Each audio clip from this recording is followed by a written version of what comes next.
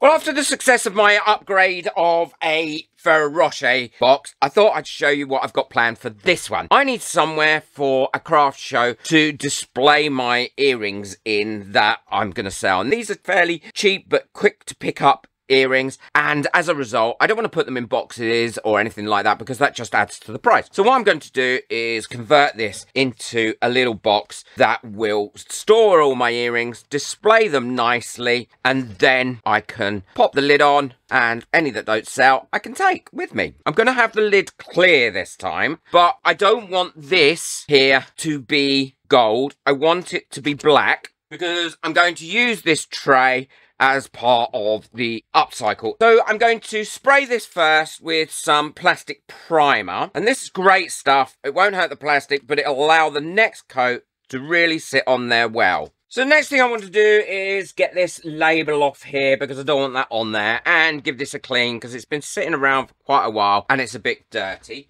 So all I'm going to do is spray some soapy water on the top of this and then leave that on there for a couple of minutes, and hopefully that label should come off really easily. I'll also give this a bit of a clean out and remove the cardboard insert that's in here. I won't chuck that cardboard insert away because I will no doubt use that cardboard for something else. But I want it to not look like a Ferrero Rocher pot when it's finished. Now that's all finished and it's dry, what I'm going to do is go over it with this textured spray paint, give it a good shake up. Now this is black, it's called coal black, and it adds a little bit of texture to what you're using. And I'm going to give this 2 coats of this black. Well, this is all nice and clean, and now I'm waiting for that to dry. Before I go ahead and finish off the bit that's going to go in there, this is the lid. And for the lid, I'm going to have something that can come in and out to hang my larger pieces from. And this is just some foam that came with some packaging. I mean, you can use any sort of foam that you want to use. And I'm going to cut a piece the size of the top of the lid. So I've cut this out, but to give it a little bit of rigidity, I'm just going to pop a little bit of card on the back, and that will make a big difference. Doesn't look like it will, but it will once we've finished it off. And that fits in there really nicely like that. So I'm going to quickly glue this to here, and then we can carry on with the rest of it. And that's stuck on there now, but I don't want obviously a nasty piece of cardboard showing through. So what I've got is this lovely paper. It's just some decoupage. And all I'm going to do is use some PVA glue and glue that onto there. I'm working quite quickly because I know this will absorb into that paper and card really quickly, and I want it to get a good stick.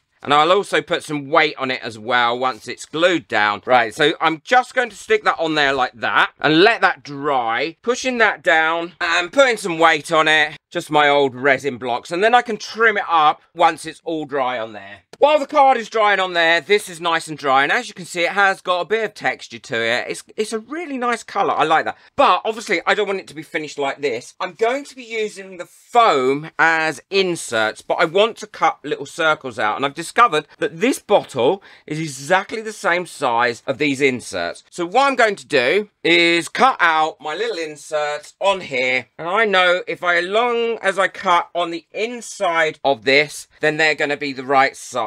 And this foam cuts so easily with a pair of scissors, and I'm going to cut one out for each one of these holes because then I can prick the earrings in them, and I'll show you how that goes together at the end. I've cut all my circles out, and what I'm doing is attaching them using these foam pads, and they attach really easily and very strongly with these. Plus it gives it a little bit more flexibility. I didn't want to use hot glue because I thought that might go hard behind them and create a problem when I want to put some earrings or clip anything into them. And these really do stick well. And don't worry, I will list everything that I've used today in the description below, which isn't much, I know. But I will list it in the description so you can get hold of it. And I would like to say a massive thank you to everyone that got me a coffee last month as well.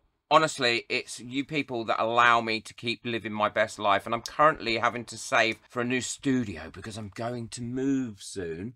And I can't take this studio with me. They're all stuck in there now, so they're not going to go anywhere. And I need to now attach this to here. And all I'm going to be using for that is my hot glue gun, because this will be ideal for this. And it's the base anyway, so it's not going to be seen. I'm not going to put glue on every single one of them. All I'm doing is putting some glue on them going around and a few in the middle. And then I can pop that in, push that down, and then that isn't going to go anywhere. And the base isn't going to be seen anyway, so it's fine. And that bit there is going to be attached onto that bit. And then that will hopefully stop them moving around, and it's still a pretty picture or pattern on the back. Well, this is all stuck on there now, and I've printed or cut my logo off using the Cricut, and I'm gonna pop that on there right by eye. You know me, very rarely measure anything, because I want my logo to be on there in case it's seen being unpacked or anything like that. And not only that, but it also brightens up that pattern at the back. And this is all finished now, and I haven't got that many earrings left. I hadn't realized how few I've got, and they fit in there really well like that, so they'll sit in there and hang. Or if I've made studs, then I can put the pair of studs in there, then I can prop that up like that on the stand, and then the lid fits on there really nice and well like that. I could even use that just on the stand if I wanted to, but I don't. What I want to do is this back bit. This is where I'm going to put my things like key rings, and all I'm going to do is use a pin to hold those in place. And the same with the pendants. When I've made one out of resin that I'm looking to sell, and I can pin those on into that foam and have them on display like that as well. And I can have them all running all the way through. And then when I want to pack up at night, all I got to do is make sure none of these are going to get crushed, and then pop the lid on the top like that. And then we've got a nice little simple carry case. Nothing's moving around. And again, we've got a great upcycled use of the Ferrero Rocher pot. I think it looks magnificent.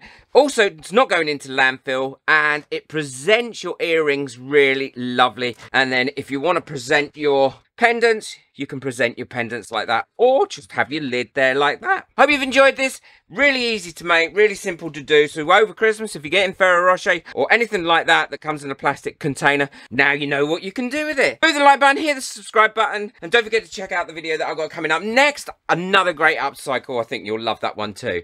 Take care. Enjoy your crafting. Bye.